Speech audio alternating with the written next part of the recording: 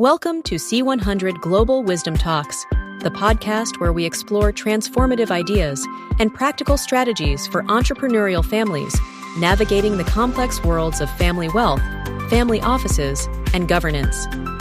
Danny Kurtesh and Jan Petka are your guides on this journey as we uncover insights from the world's most brilliant minds and thought leaders shaping the future of intergenerational success. Before we dive in, let me introduce C100 Global, a peer network for entrepreneurial families and families of wealth.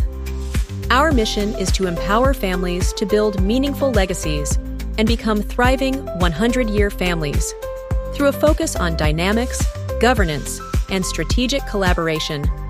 And now, let's start our conversation. Welcome to the C100 Global Wisdom Talks, the podcast where we explore cutting-edge ideas, strategies, and stories from global thought leaders in the field of family wealth, family offices, and family governance.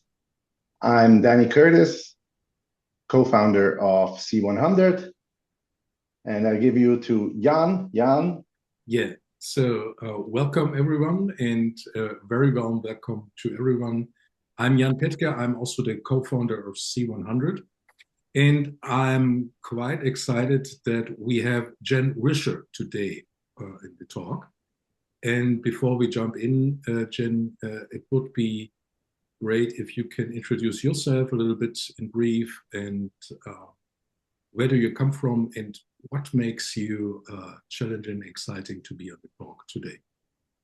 Thank you, Jan. I thank you very much. It's really good to be here. I'm calling in from San Francisco, California, and I've been on this journey for many years. I got really lucky when I was young. I was 25. I joined Microsoft.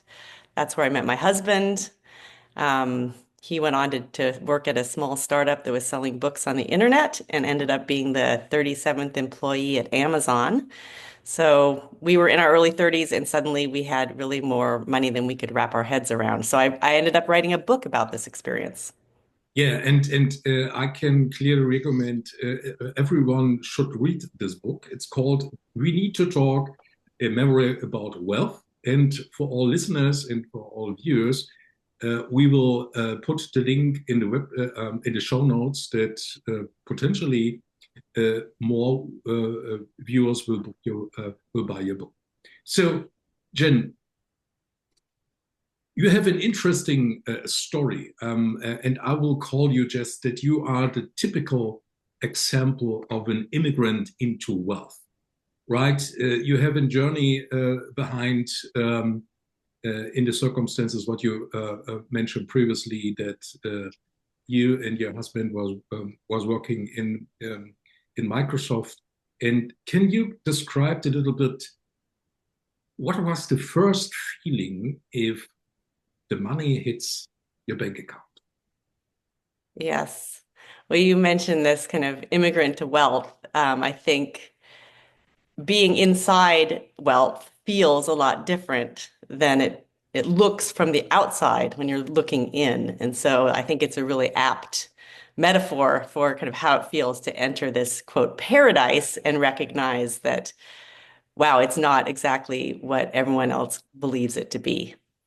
So, we were watching with Microsoft, we got stock. And so we were watching the numbers and the numbers on paper, and it was very abstract, and like all these millions, and people around us were all sort of watching these numbers. And then suddenly when it really hit that, yeah, when David joined Amazon and it went public, and then their numbers got even bigger.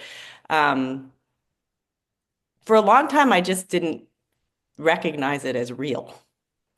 And when it started to sink in, and I recognized I was in this kind of fantasy, it just was like, well, wait a second, this doesn't match with what I'd always imagined. First of all, this thing called wealth that so many people believe is nothing but positive is much more complex in terms of all the emotional feel, my identity was at stake, and how were my friends looking at me, and were my parents going to look at me differently, and all these things came up, including the fact that I was still me, and I still was my feelings got hurt. I made mistakes. And yet, I was now this person that I was supposed to be, everything was supposed to be perfect. So that was, even though it's logically makes sense, it was still a surprise.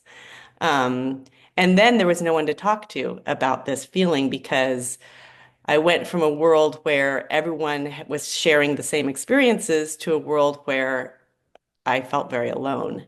And it really happened quickly because, when David joined Amazon, we had just had our first child, a new daughter, and I joined a mother's group, and I was part of this mother's group. And it was sort of like, I became a parent, and this was also entering a new land. It was like, oh, I've entered this land of parenthood, which was amazing. It was like this curtain had lifted, and I was like in parenthood.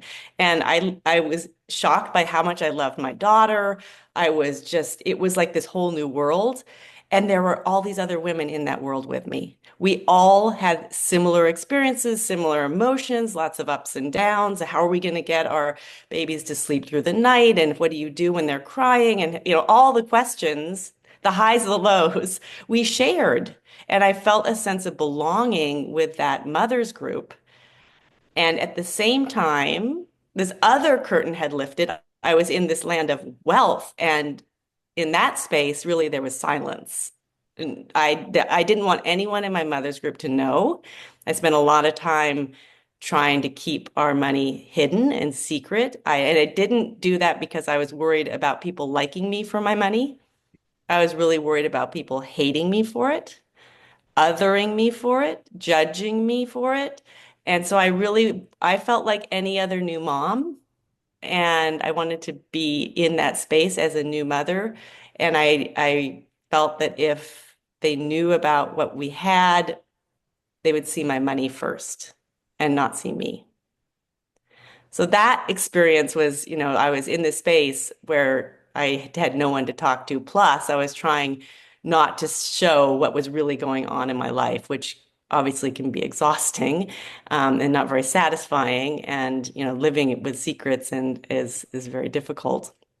Um, I also felt, how long should I just continue to talk? Yes, yeah, yes. We get in as soon as we have an opening. Yes.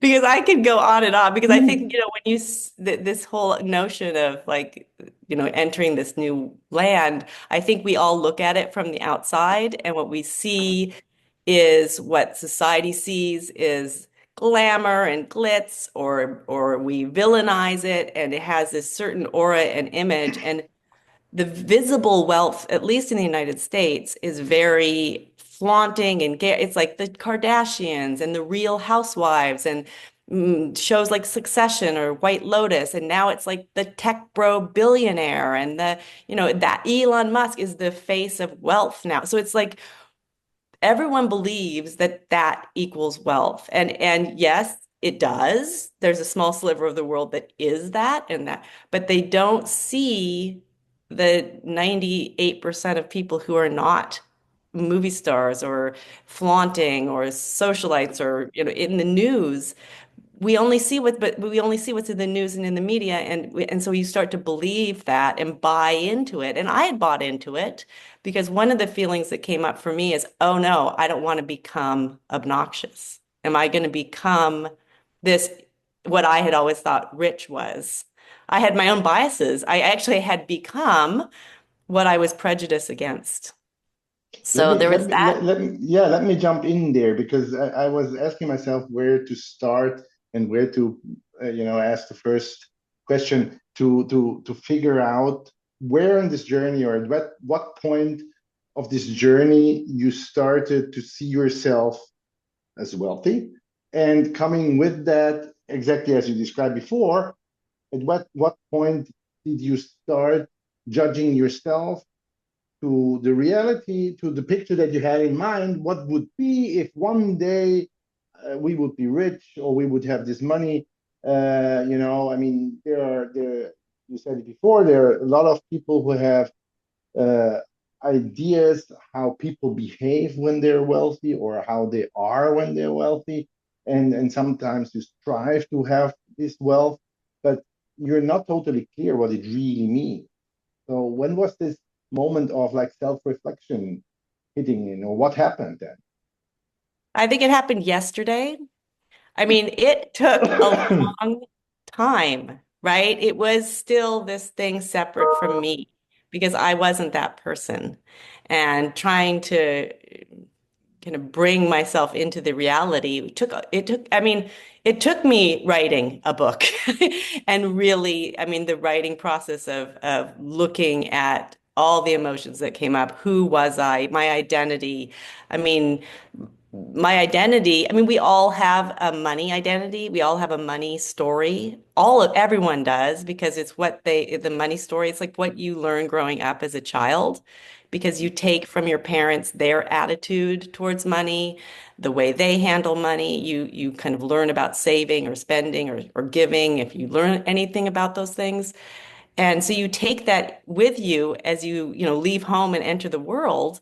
And I had never looked at that.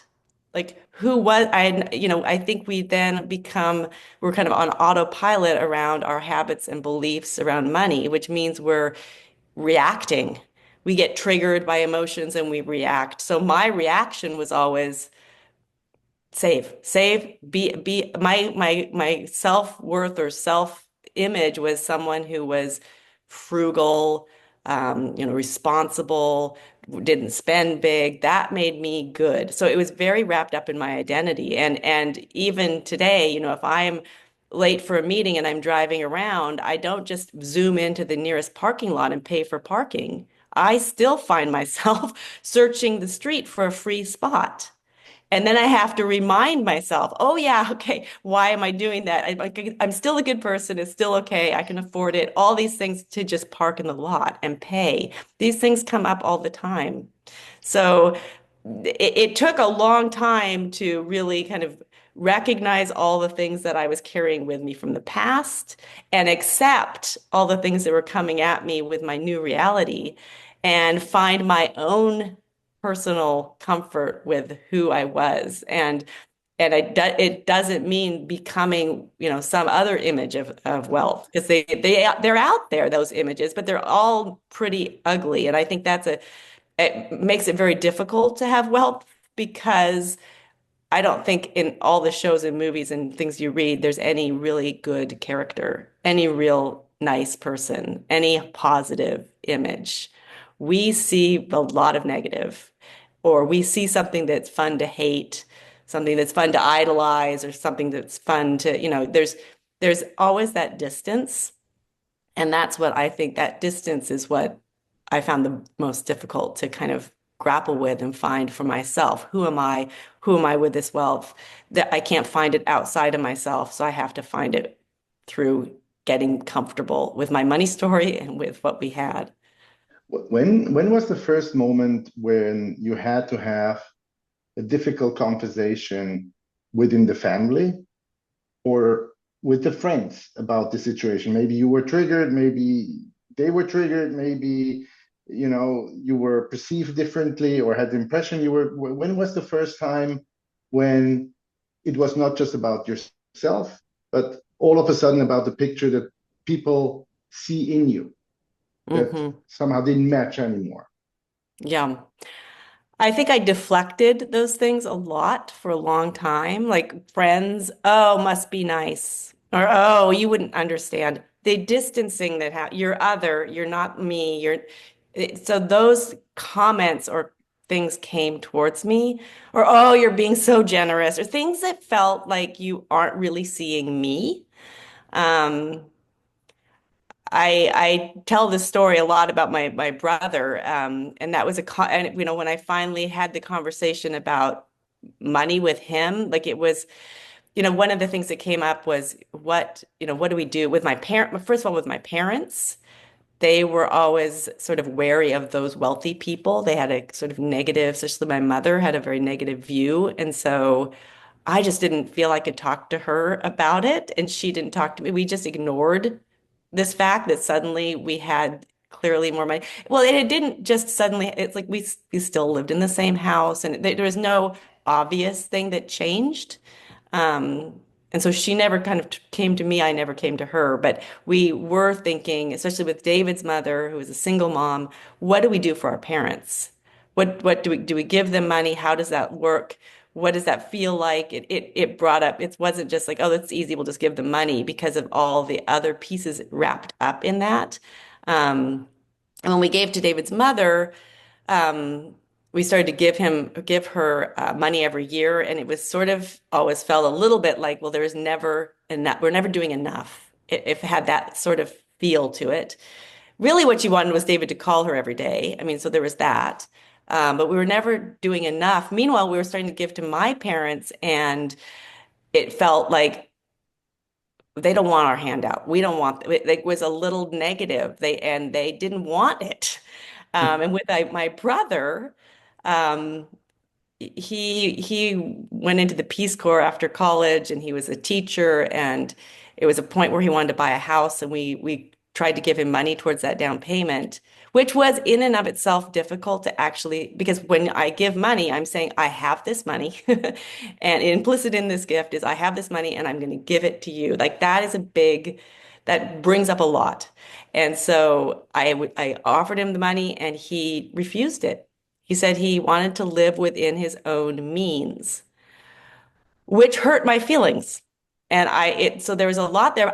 But I didn't talk to him. It was too difficult. I didn't bring it up. It just hurt my feelings. And then when he got married, we again we gave him money for a wedding gift, and this time he accepted.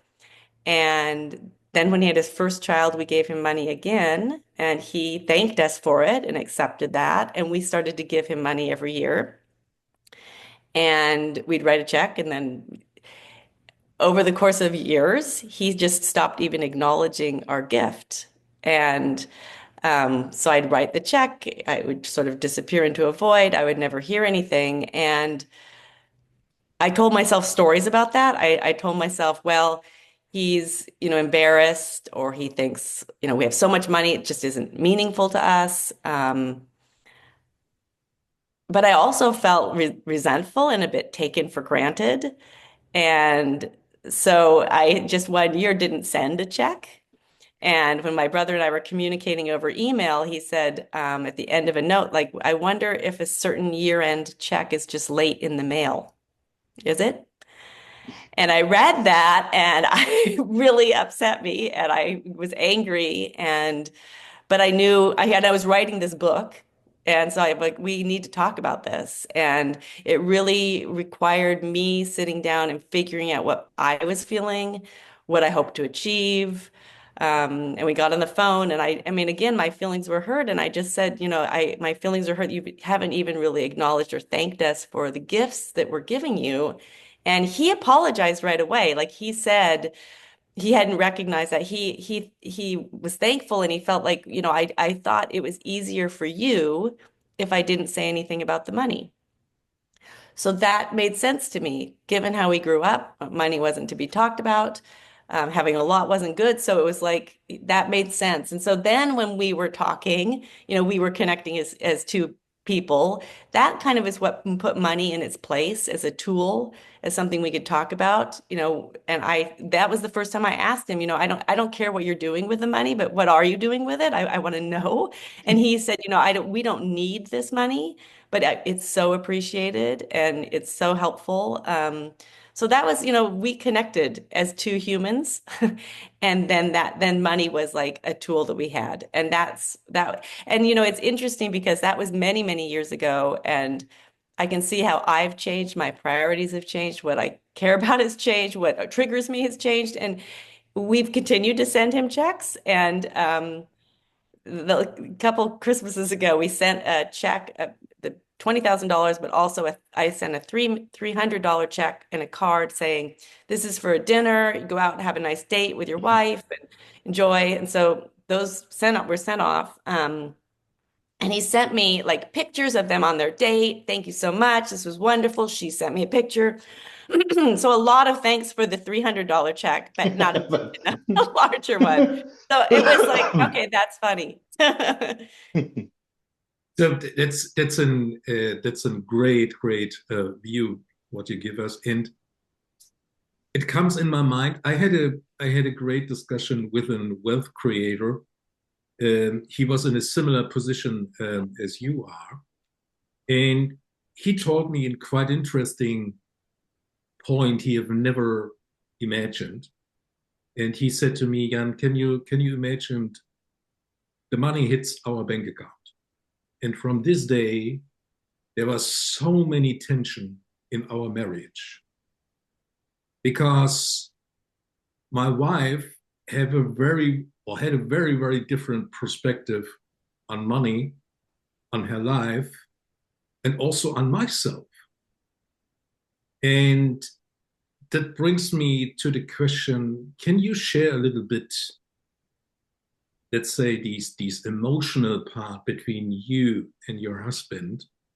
If the money hits your bank account, what kind of tensions, but also on the flip side of this, what kind of next step of the evolution of your marriage have you focused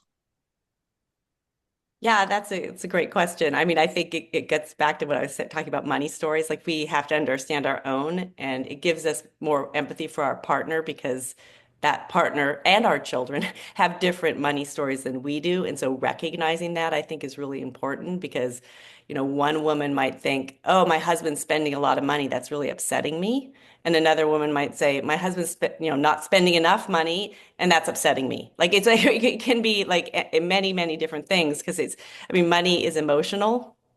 It's very tied to our emotions, our sense of worth and comfort and pride and excitement and fear and joy and all this stuff.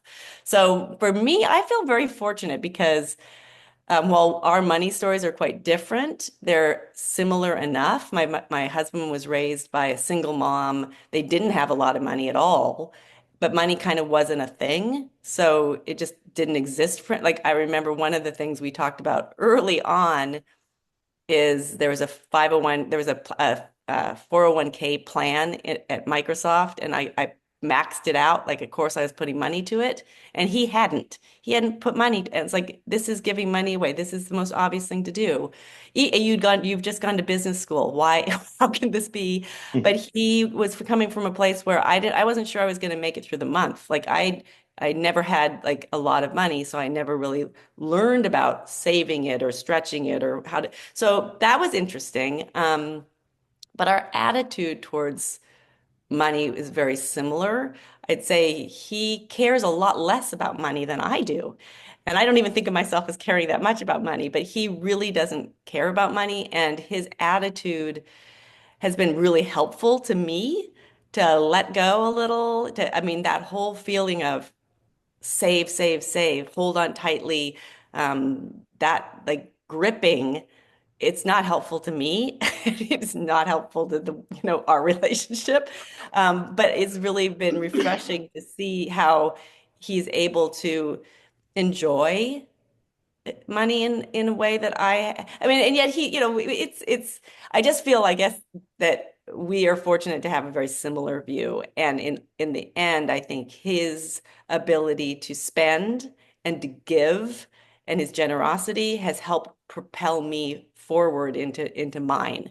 And so, he's the first one to like fly private or like do some things that really kind of are fun for him. And I come kicking and screaming to this, but he's brought me along and helped me relax a little. So that's been really, really nice. Um, with? If we open the circle a bit and go look at the next generation, the kids that you're having, because I mean you're on this journey from getting into the land of wealth to stay with this picture, and the kids grow up in this country. They're already used maybe to things. Maybe if they didn't were there on the on this journey and experienced maybe coming from less and getting to more. So was there a conversation with your husband how to raise the kids? Because you said before, the outside view in people with wealth is mostly negative for whatever reason. And no one wants to have kids that are entitled and fit into this picture that everybody has, of these, rich kids. So, mm, what did you do? What kind of conversations did you have about that? Or conversations did you have with the kids and when? Yeah, that's another big question. Yeah, and you've hit it right on the head because I think just as we have this image of the wealthy, there is this spoiled rich kid that floats in our minds, and I spent a lot of time staring at that image, fearful of that. And I wish I hadn't spent so much time looking at that because that is out there. It is what we all see, we all fear, we all I wish I had looked more closely at the kids that we have and at ourselves because money doesn't spoil kids, people spoil kids. And I really believe that if you are living your own values and walking through the world the way you want your kids to walk through the world, they are following you, they're watching you. Look in the mirror and make sure that you are, living according to your values. And I mean, I think David and I, that's the other thing, money doesn't change you. I don't think it might amplify what's already there and fuel that fire. So yes, if you're obnoxious, you're going to be even more so. But we were still the same people. And so we just continued living our lives when our kids were born. We continued to do what we'd always done. I mean, we valued, each other and our connection, and we valued work, and we valued our friends and our community, and we just can. And yet, I still had that fear constantly of, are we going to have this spoiled rich kid? Um, I hope that parents can like stop looking at that and look at themselves and recognize their values. And the whole conversation piece is, when do we talk about money with our kids? It's not like you're going to sit down with your kids one day, have the money conversation, and then that's it. This is an ongoing conversation, and it happens in the details. It happens in everyday life. It's, going with your 7-year-old to the grocery store and walking through and choosing the tomato sauce, and are you going in and just this is the most expensive thing, everything, no one, it doesn't matter, or are you walking through and making careful choices and talking about what you're going to buy, or how are you reacting when you get up to the meat counter? Are you kind and respectful of the guy behind the counter? Are you interacting with other? It's really you as a human being walking through the world, and all the things that you're doing are teaching your children. And that's how you're reacting about money too. I say it's like attitude and gratitude make a big difference. So, I get the question of like, well, we really want to fly private, or we want to stay in this beautiful hotel. Well, what's that going to show our kids? And I always say, well, do you feel good about that? And if people feel good about that and are enjoying it, well, it's really, are you going to be, do you feel entitled? Do you feel like this luxury, are you taking it for granted? Or are you appreciative? Are you, what's your attitude around it? Because your kids are going to pick up on that. And so if you're staying in beautiful places and you're enjoying it and you're thankful and you have the attitude of how lucky you are and how fortunate, and that's what your kids will take away. So it's really about that kind of sense of gratitude and the attitude you take throughout your life.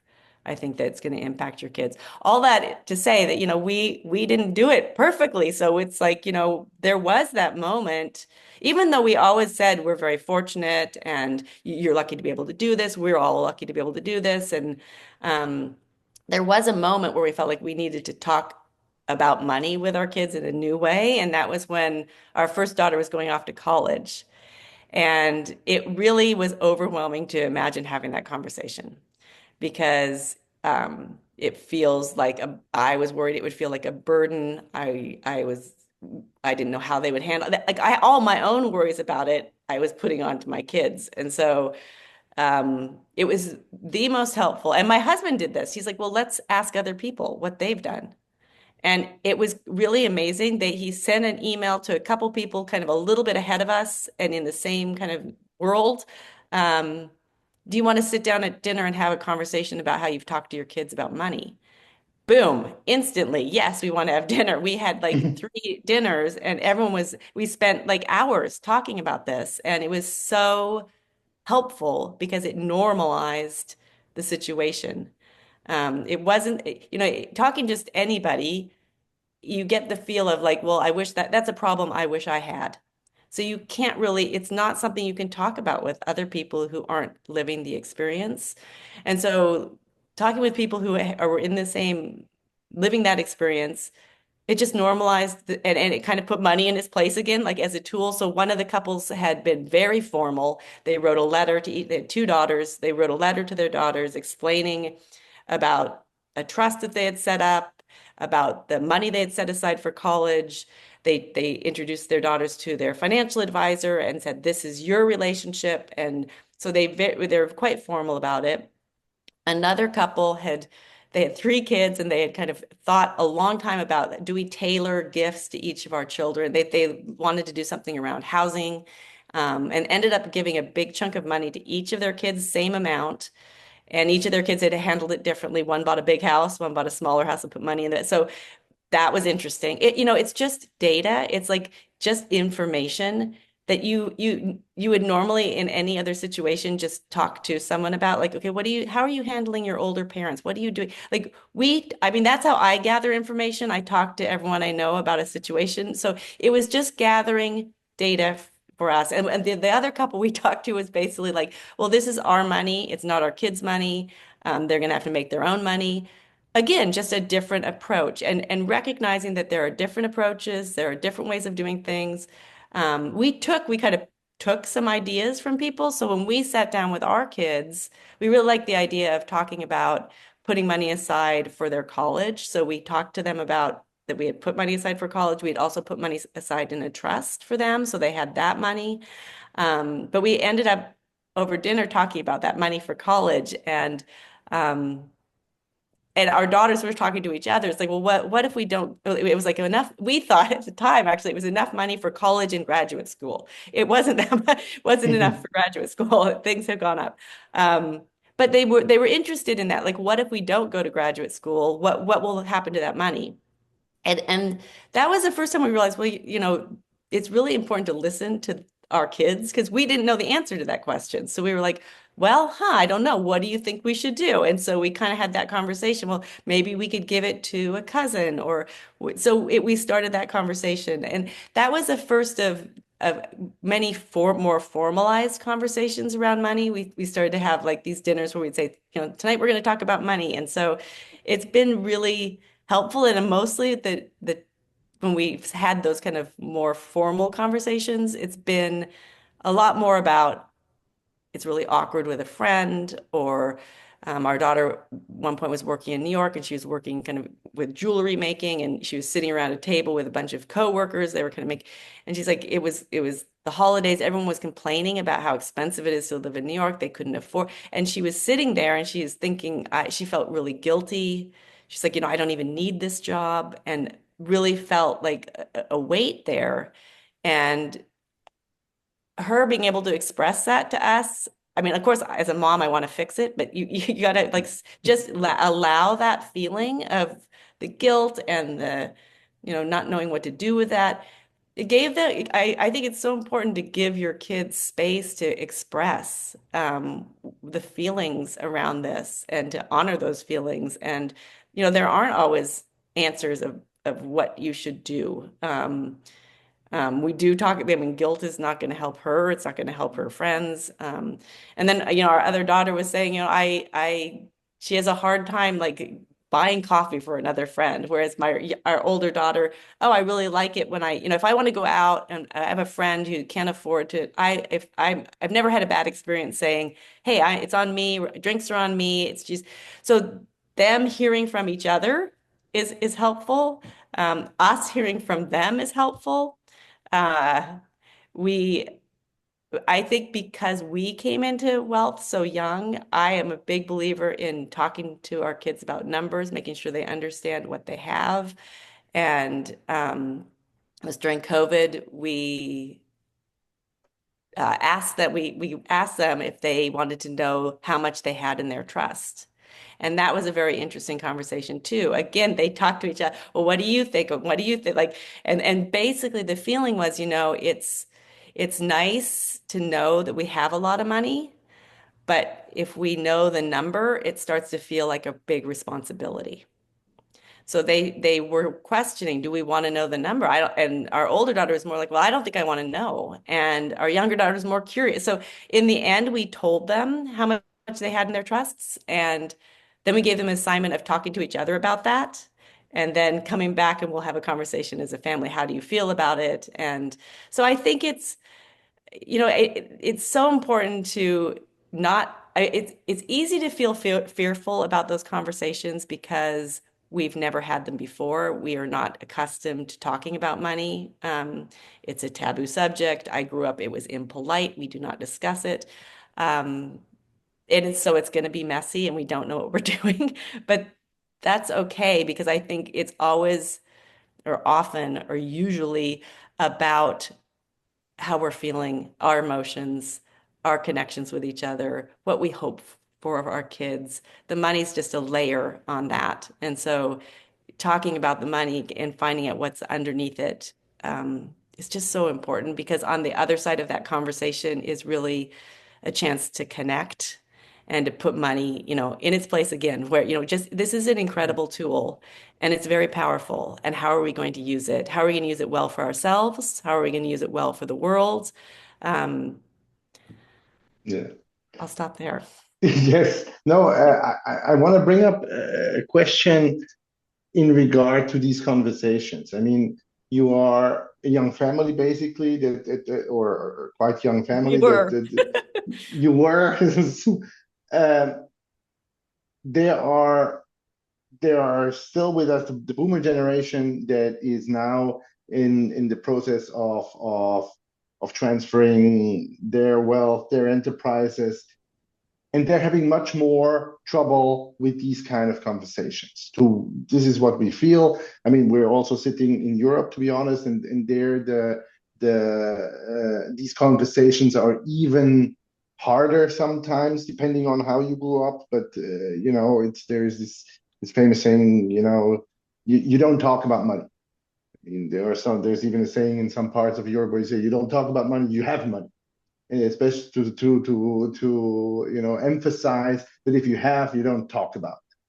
So what would you suggest that families like this do? I mean, you were lucky to have peers around you that you can talk to and exchange experience. Here, what we feel here in Europe, in other parts of the world, this openness to wealth, these sharing of these issues among peers is still, it's still very difficult. You stay very private. How do you facilitate, or even bringing in an outside family advisor that talks about this uh, family dynamic parts that are going to be hit when you start these conversations. So how do you bring these people into the conversation, and how do you not just leave it to say, you know what, I'm organizing, I'm structuring everything, so I don't have to have this conversation, and everything is going to be in place and well settled the way I think it's well settled, and not have the conversation with the raising generation about their expectations or their ideas, or even the discussion about purpose of the money itself. What is it there for? And I mean, okay, nice cars, nice houses, nice vacations, that's one thing, but what is after that? What's coming after that? What would you suggest? Yeah, I think I understand the added kind of silence in Europe. It's also a huge problem here. In fact, I just had a conversation with a bank who is really looking at this. What do we do? Because there's so much wealth, and how people don't talk to each other enough, and especially that boomer. I mean, I'm just at the cusp of the boomers. my heart goes out to them because they are doing what, they grew up in a certain generations are so interesting and they are part of a certain generation. Um, but my heart really goes out to this next gen because they are really suffering because if the parents are not talking to their children, if the children who are in their 30s and 40s, even 50, are how do they make informed decisions? And I hear so much from next gen who they're going to buy a house and they know they have this huge inheritance coming, but they don't know how much it is. Can they buy a house in a location that's nicer, or can they don't know how to live their life because they don't know how much money they have, and then they feel I'm going to sound greedy if I talk about it, or if I talk to my dad, I don't want to bring up his death or his, like, there's all these things that desperately these generations want to talk to each other, but they're stuck. And it just breaks my heart that this is happening. And I also hear, like, the father's passed away and the kid gets the money and, like, is upset to know how much there is and why didn't he tell me, and that missed opportunity to have the conversation, because yes, there's all this money, but I never really understood what what was my dad feeling. Why did he do this? Why did he not share it with me? Did he think I was irresponsible? Whereas the father was just trying to do the right thing and felt like he was protecting the child. So it just is heartbreaking to imagine all the missed communication that is going on between different generations and all the agony that people are feeling around their money, and how important it is for us to kind of help them. And when you were talking, I mean, I think, bringing people together is important so they can hear from each other. But even if you could share like have like, okay, and I was saying this to different banks, like have examples of what happens, like just some of the examples that I just spoke of that can trigger the dad to realize, oh, wow, I don't want to come across as not trusting my child, but that's how it is coming across. Or examples of kind of what is behind some of this. I also think what's behind a lot of the silence is a desire to control, and this never works. I mean, using money as a carrot or using it as a stick, it just never gets you what you want. And I think what most people want is connection with their next gen, with their children, with their family. They want a successful family. So it's, again, the conversation is so important, and yet they're not happening. How do we get them to happen? I do think people don't even think, people can only imagine, if they're able to imagine having that conversation, they can only imagine having it in a safe space. And where is that safe space? Like, if I can't go to my best friend, or I can't go to a family member, where can I have that conversation where I'm not feeling exposed or vulnerable, or that I'm going to be judged, or that I don't know what I'm doing? That's another thing. A lot of these patriarchs they've been successful. They're they know what to do, and here's a moment where they have no idea what to do.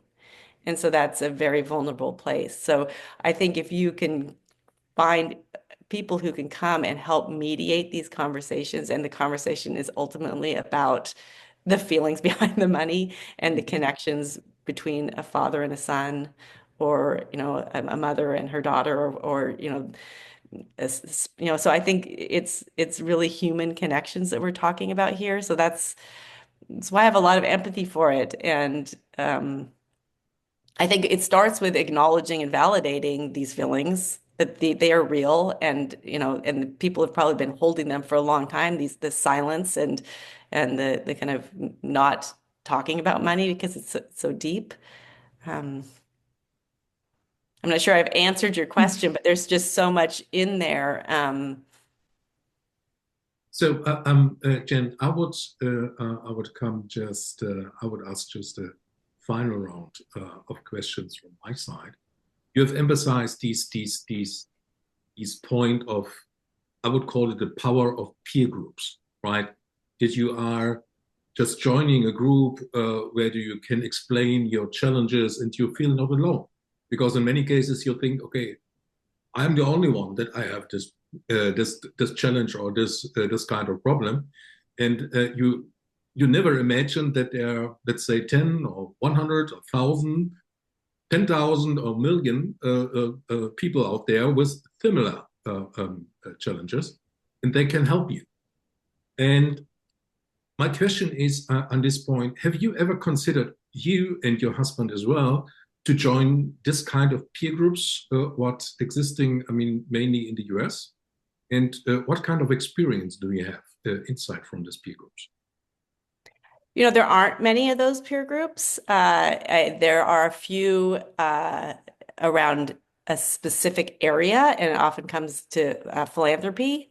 National Center of Family Philanthropy or Forward Global or Women Moving Millions or so like there's people that come together who have wealth and they talk about like how do I think about giving it? And so that's one because that honestly that's one acceptable way to talk about money, an acceptable thing to do with money in our society. So the idea that you would come together and talk about the complexities of having a vacation home and or the giving to your siblings or it just there is in Australia we've the Private Wealth Network that they are doing an amazing job bringing people together just to have conversations about the types of things that come up in their lives. It's amazing. I think it's so needed and it's not happening a little bit at banks with their ultra high net worth clients. I've spoken with a couple of different ultra high net worth client groups, and it's there where I've just simply shared many of my stories. And it's just, like you said at the beginning, I am not unique.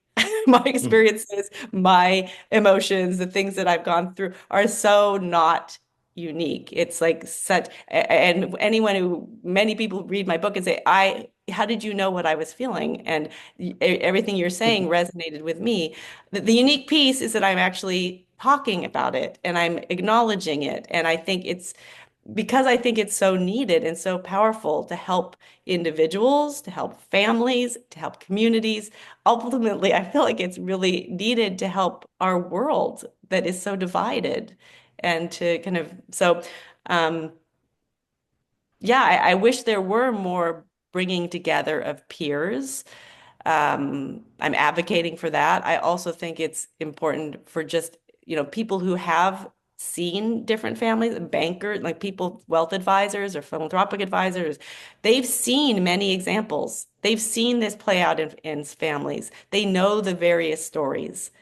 Share those stories. Tell us, because we're hungry for information and we don't have it. And so the more we can kind of normalize all the weird stuff that happens, because we don't hear it out in the world. And so it does feel very isolating. And in fact, going out into the world, you feel isolated. And I think we do it to ourselves because it's easier to pay for things to happen in spaces where other people rely on each other. So we kind of become more and more isolated. So it's just a bad cycle. Yes. And then even with peers, I can imagine, well, there's this moment of like, do I say it or do they say it? And who, am I above this? Or there's posturing. I mean, we're human and we're messy. So it is messy. So I really appreciate what you're trying to do here of kind of bringing these stories and the reality of people's lived experience to the foreground so that we can kind of learn from each other and connect with each other. And ultimately, I hope, help build a better world for all of us. Thank you. So I would come up just with our final question for today. Okay. And first of all, I've enjoyed this conversation with you today, and I will bring up just a picture for you. And if I say money is just rocket fuel, right? And I take you just in this kind of rocket, and we fly out, and we schedule in a new appointment 500 years from now. Can you tell me just yes, I know that's quite far, but what is actually your perspective, your view 500 years from now, potentially or probably on your family, on the environment, on the society, but also on these environmental wealth? What should be needed? What should be done? What should be requested? What's your perspective on this? Well, the first thing I thought when you said that is I think there's a lot of people who are afraid of handling rocket fuel. And I think that is, problem number one, right? And I think people put it in, someone else can store that, someone else can deal with the rocket fuel. I don't even want to be, and it brought up the question that you asked at the beginning, when did I kind of come together as someone who had wealth and owned that? I mean, it takes a long time. And it takes kind of recognizing that you can own it in your own way and so it's like, okay, first you got to get over that hurdle. And then once you have this rocket fuel and you fly into there's so many structures right now that in place, what people are supposed to do with their money that I don't agree with. So right now it's like, okay, I'm going to get my second home and I'm going to go on my vacations and I'm going to, enjoy this. And then I have this big chunk of money. I'm going to put it in a foundation. Or I'm going to pass it down to my great-great-grandkids, or I think people are again on autopilot around these things because those are the systems that exist. That's what the structures, and the system has been built primarily by men, primarily around like wealth accumulation and passing it down. Has it really been built around humans? Is it human centric? And I would say it's not. Our systems right now in dealing with money are not human centric. They don't start with who am I? What do I value? What do I care about most? How do I want to live my life? They're built around these things that are very structured, which some people fit in, but not most. I mean, mostly we are not thinking about money and wealth from a human centric place, which I think is hugely problematic.